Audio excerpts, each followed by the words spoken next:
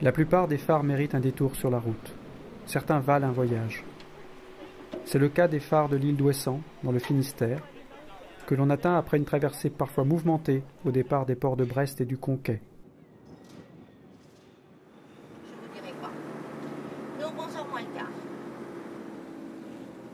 D'accord. À quelques centaines de mètres du port, le premier arrêt est pour le vieux phare de l'île, le Stif.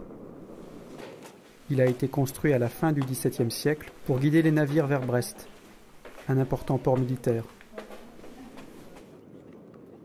En haut de la tour, la vue sur Ouessant et l'archipel de Molène est exceptionnelle.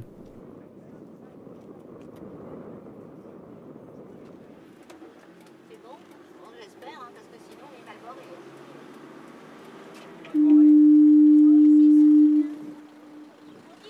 On dit ici alors. Ok.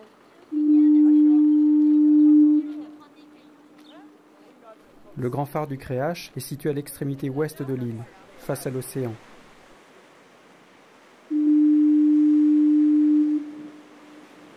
Une puissante corne de brume se fait régulièrement entendre. 2 coups toutes les 2 minutes, parfois pendant des heures.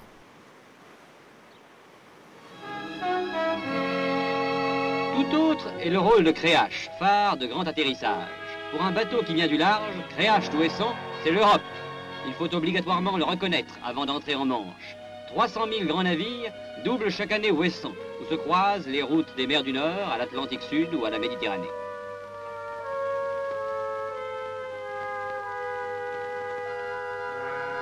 Phare le plus important du monde par sa situation, Créache est dès maintenant le plus puissant.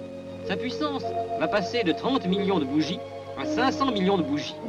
La portée atteindra plusieurs centaines de kilomètres pour l'aviateur. Et surtout, dans les plus fortes brumes, elle ne tombera pas, on l'espère, au-dessous de 4 kilomètres. Il aura fallu augmenter 15 fois la puissance pour gagner, par brume épaisse, quelques centaines de mètres. Distance critique, car les récifs d'Ouessant se prolongent devant Créache par une chaussée émergente ou sous-marine à 3 km au large. Le Créache n'est pas seulement un phare exceptionnel par son environnement naturel et la portée de ses rayons. Il abrite également un musée dans les anciennes salles des machines de la centrale électrique.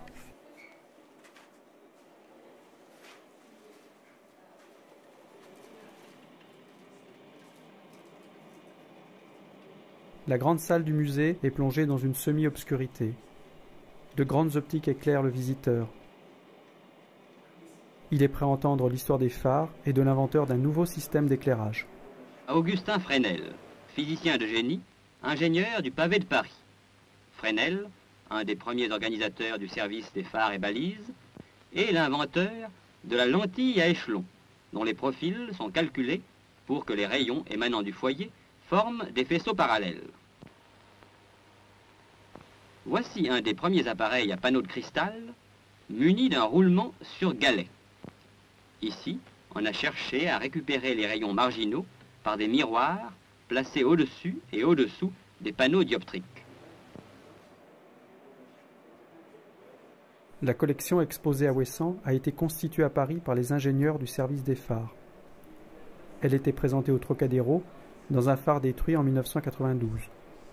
Ouessant a sauvé ces objets de l'oubli.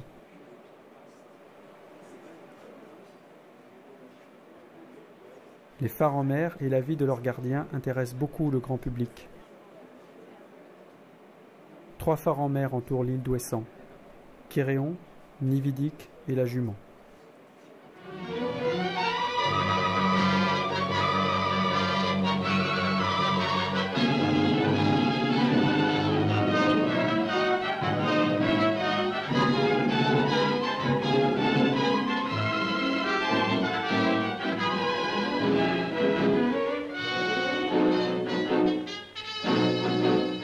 mer énorme se brise sur la Jument.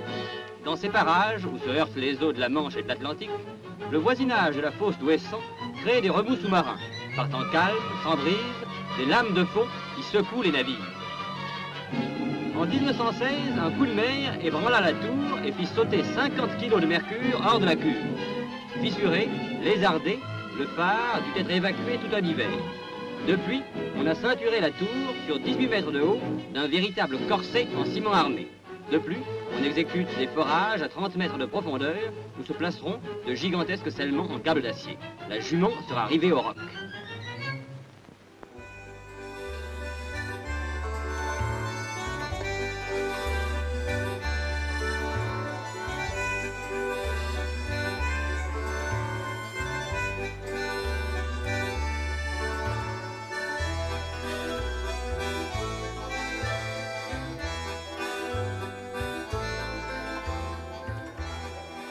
Les visiteurs pourront peut-être un jour découvrir la tour du Créache, son magnifique escalier à jour, les boiseries de sa chambre de veille.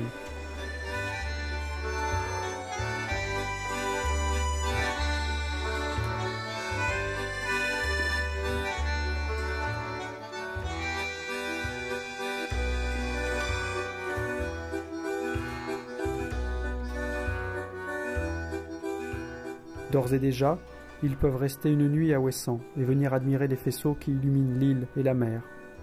2 éclats blancs toutes les 10 secondes.